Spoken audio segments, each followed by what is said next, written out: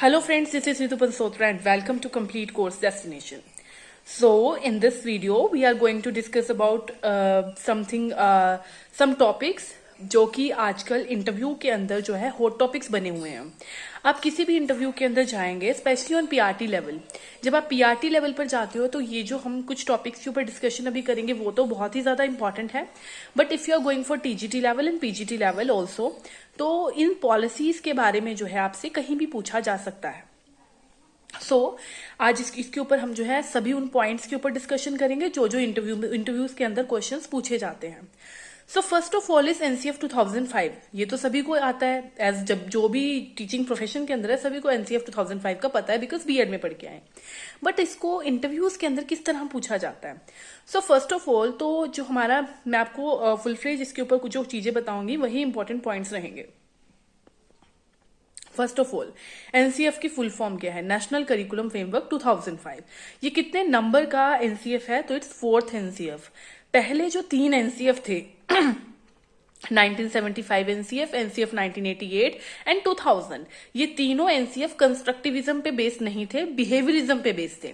लेकिन 2005 का जो एनसीएफ था ये कंस्ट्रक्टिविज्म पर डिपेंड करता था. पहला पॉइंट. सेकंड, ये कब आया एनसीएफ? जो एनसीएफ था वो किस चीज पे बेस्ड था? तो देखो, पहले 1992 और 1993 के अंदर प्रोग्राम ऑफ एक्शन आया था. उसमें लर्निंग विदाउट बर्डन की बात करी गई थी, मतलब कि जो बैग्स है उनका बर्डन कम किया जाए. उसी के बाद जो है NCERT, national council of educational research training, जो है उन्होंने 35 मेंबर्स की एक जो है कमेटी बनाई थी. 35 या जिसमें 3 एनसीईआरटी के मेंबर थे, तो 38 मेंबर्स की एक कमेटी बनी थी, जिन्होंने जो है आगे हमारे जो है 21 फोकस ग्रुप्स बनाए थे. बट ये सब चीजें इतनी इंपॉर्टेंट नहीं है. चेयरमैन कौन था एनसीएफ 2005 का? तो एनसीएफ 2005 का चेयरमैन जो था उनका नाम था प्रोफेसर यशपाल. नाउ एनसीएफ जो है बेस्ड होता है सिविलाइजेशन एंड कल्चर के ऊपर. सिविलाइजेशन एंड कल्चर जो है हमारी एक बुक भी है रविंद्रनाथ टैगोर जी की, ठीक है. अब जो मेन थिंग एनसीएफ 2005 का जो है उसके अंदर क्या कहा गया है कि जो चाइल्ड है वो किसी भी क्लासरूम के अंदर किसी भी चीज को अगर आपको पढ़ाना है, बच्चों को एक्टिव रखना है, बच्चा एंगेज होगा, बच्चा एक्टिव होकर काम करेगा, लर्निंग करेगा बाय डूइंग, मतलब खुद करके सीखेगा, बच्चा चीजों में इन्वॉल्व होगा, वो इन्हांस करेगा, एक्सप्लोर करेगा. इससे क्या होगा? जब बच्चा क्लास में इतना एक्टिव हो गया, उसने लर्निंग बाय डूइंग कर ली, तो उससे क्या हो जाएगा? बच्चे को किसी भी चीज को मेमोराइज करने की जरूरत नहीं होगी, बच्चा रोट लर्निंग से दूर जाएगा, कोई भी चीजें याद नहीं करेगा, not even formulas. For formulas also वो एक्टिविटीज करेगा और उनको सीखेगा. मतलब कि चॉक एंड टॉक मेथड को हमें किससे रिप्लेस करना है? एक्टिविटीज से, कंस्ट्रक्टिविज्म से हमें रिप्लेस करना है. तो यही हमारा एनसीएफ 2005 कहता है. बच्चे को ग्रेड्स और मार्क्स की टेंशन ही नहीं रहेगी. ओवरऑल एनसीएफ में बच्चे की ऑल ओवर डेवलपमेंट होगी, होलिस्टिक डेवलपमेंट होगी, उनकी 4 पिलर्स की डेवलपमेंट होगी, that is physical, cognitive, social and emotion. ठीक है. टेक्स्ट बुक लर्निंग से बच्चा दूर जाएगा और रियल वर्ल्ड में लर्निंग करेगा.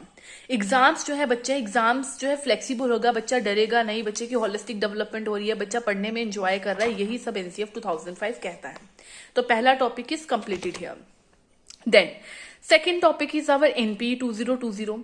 तो एनपीई 2020 में मेनली आपको एज सच इतना कुछ नहीं पढ़ना है, वो तो बहुत बड़ी पॉलिसी है. सबसे पहले की पॉलिसी निकाली किसने? तो कस्तूरी रंजन कमेटी ने.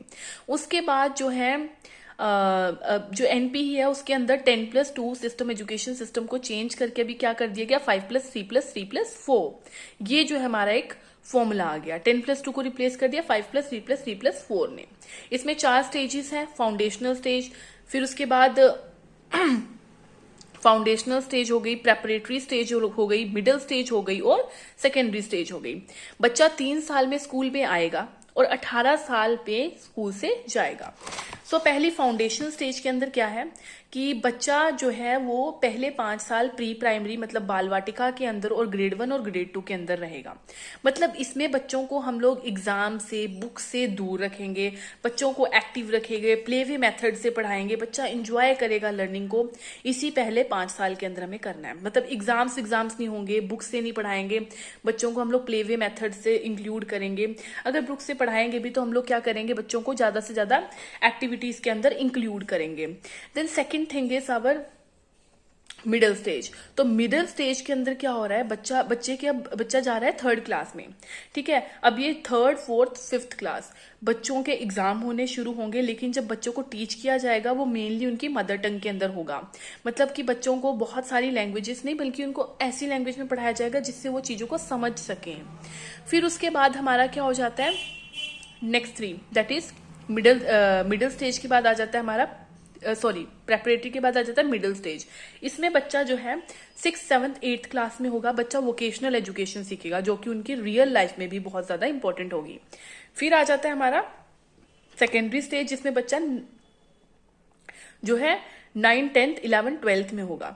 अब इसमें जब जैसे पहले हमारे होता था, क्या होता था कि बच्चा नॉन मेडिकल ले रहा है, फिजिक्स केमिस्ट्री मैथ्स पढ़ रहा है, बच्चा मेडिकल ले रहा है, फिजिक्स केमिस्ट्री बायो पढ़ रहा है, आर्ट्स ले रहा है उसके अलग सब्जेक्ट है, कॉमर्स ले रहा है उसके अलग सब्जेक्ट है।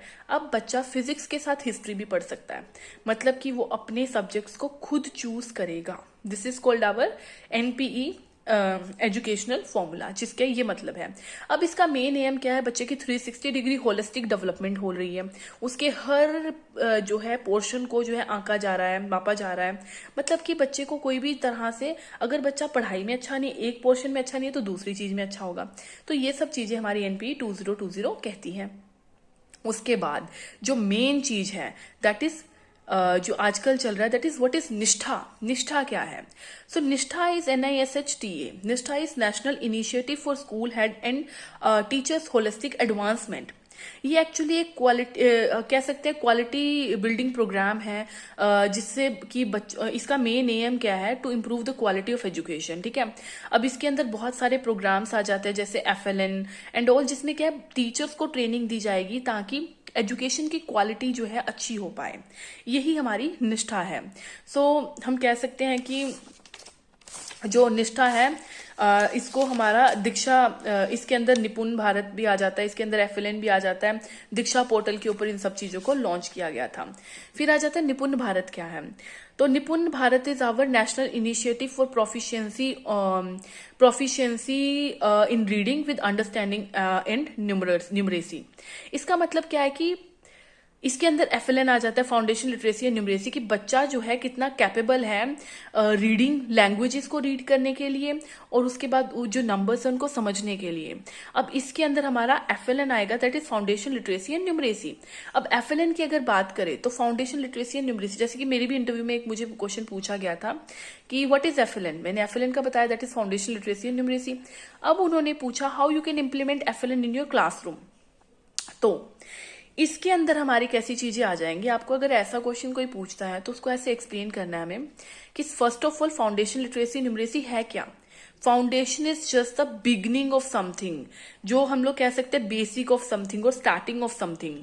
अब लिटरेसी क्या है? Literacy is the proficiency of student to read any language, read और राइट एनी लैंग्वेज, ठीक है।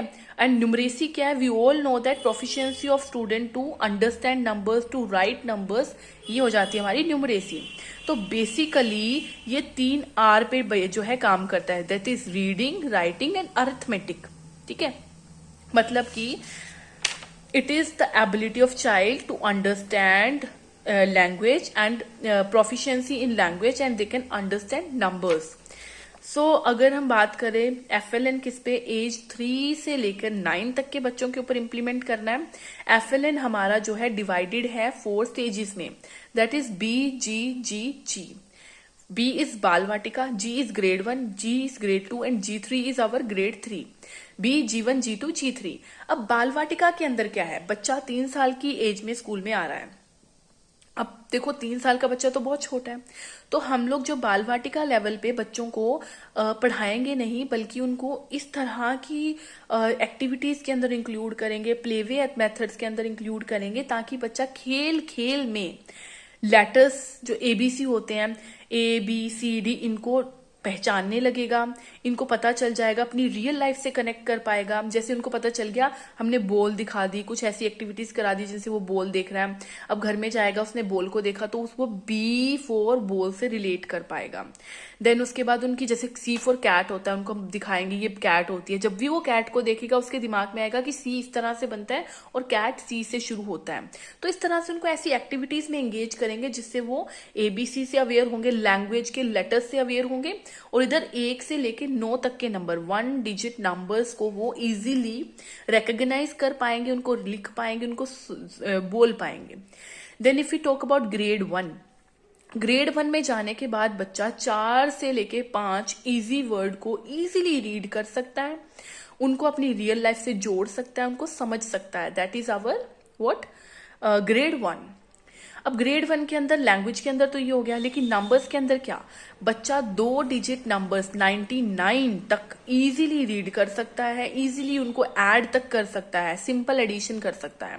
If you talk about grade 2 तो यहाँ पे बच्चा 40 to 50 वर्ड्स को इजिली रीड कर सकता है, और वहां नंबर्स की बात करें तो 999 3 डिजिट नंबर तक इजिली रीड कर सकता है, लिख सकता है। अब यहाँ पे बच्चा ऐड भी कर रहा है, सब्ट्रैक्ट भी कर रहा है, easy addition easy subtraction 3 digit वाली कर पा रहा है। अब ग्रेड 3 पे जब आ जाएगा बच्चा तो अप टू 60 वर्ड्स को इजिली रीड कर पाएगा, और वहीं पर नंबर्स की बात करें तो वो 4 डिजिट नंबर 9999 तक रीड कर सकता है, लिख सकता है, उसको ऐड सब्ट्रैक्ट कर सकता है, यहां पर आके बच्चा इजी मल्टीप्लिकेशंस भी कर सकता है। So this is how we can implement FLN in our classroom. और यहाँ पे अगर वो बोलेगा कि अगर आपको इम्प्लीमेंट करना है, ये तो हो गया कि एफएलएन की क्या डिमांड्स है, इस तरह से हमें एफएलएन को करना है, लेकिन अगर हमें एफएलएन को अपनी क्लासरूम के अंदर किस तरह से इन्वॉल्व करना है, तो हम बोलेंगे कि हम जो भी लेसन अपना करवाएंगे वो किस तरह से करवाएंगे, बाय एक्टिविटीज। हम चॉक एंड टॉक मेथड को रिप्लेस कर देंगे, बच्चा खुद एक्टिव होगा क्लासरूम के अंदर और चीजों को खुद करके सीखेगा। ठीक है, जब वो एक्टिव रहेगा, इंगेज होगा, तो वो जो है लर्निंग को एंजॉय करेगा और चीजों को इजीली सीखेगा अपनी रियल लाइफ से कनेक्ट करके। That is our FLN. So in FLN we simply have to replace chalk and talk method and this thing we have to implement in our classroom. Then आ जाता है हमारा कि हाँ, what are the 5 pillars of FLN. तो हाँ, अगर एक क्वेश्चन और पूछा जा सकता है कि जो बेसिक टारगेट एफएलएन का कौन से ईयर तक है to achieve FLN, that is up to the year of 2026 to 27। Then है 5 पिलर्स ऑफ एफएलएन क्या है। 5 pillars of FLN is access to education, basic health should be focus, then our education infrastructure should be there, फिर उसके बाद आ जाता है हमारा learning outcomes should be there, and our last one is government should complete all the needs from FLN. FLN से सारी needs को पूरी कर सके। वैसे no one is going to ask 5 pillars of FLN, but इन चीजों को आपके दिमाग में थोड़ा बहुत होना चाहिए।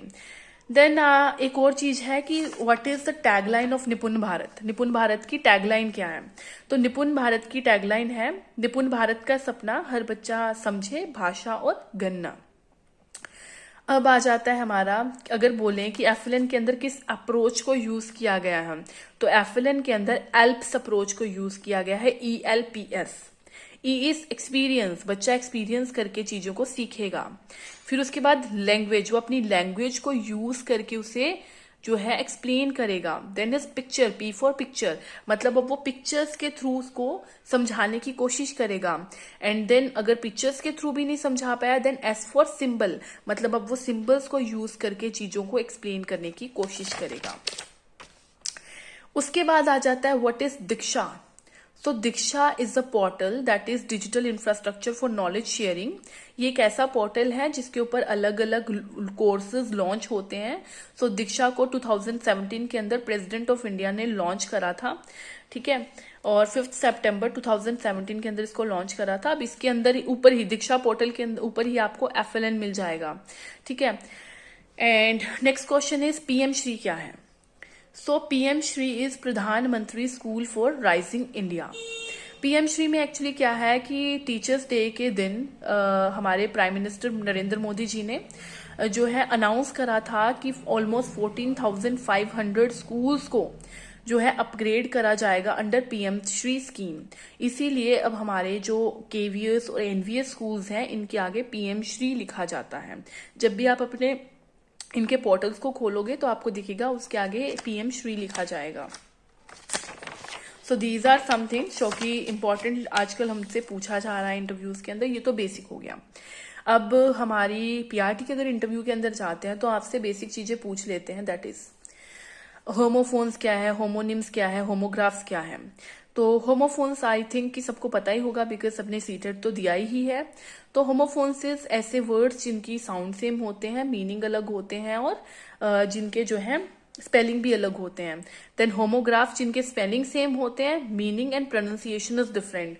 देन आ जाता है होमोनिम्स जिनके मीनिंग डिफरेंट होते हैं लेकिन उसकी pronunciation and writing is same. Then what is CSWN, नहीं sorry, what is CWSN। CWSN क्या है? Child with special need. ऐसे बच्चे जिनको कुछ लर्निंग डिसेबिलिटी है या फिर फिजिकल डिसेबिलिटी है, जिनको स्पेशल नीड की जरूरत है। देन आजकल जो है पूछा जा रहा है protection of child from sexual offence, that is POCSO act, ये पूछा जाता है, ये एक बार देख लीजिएगा। फिर लर्निंग डिसेबिलिटीज क्या है? Dyslexia, dysgraphia, dyscalculia, autism, ADHD क्या है? सो डिसलेक्सिया सबको पता है रीडिंग रिलेटेड डिसेबिलिटी है, dysgraphia is writing related disability, dyscalculia is mathematics related जो है आवर डिसेबिलिटी।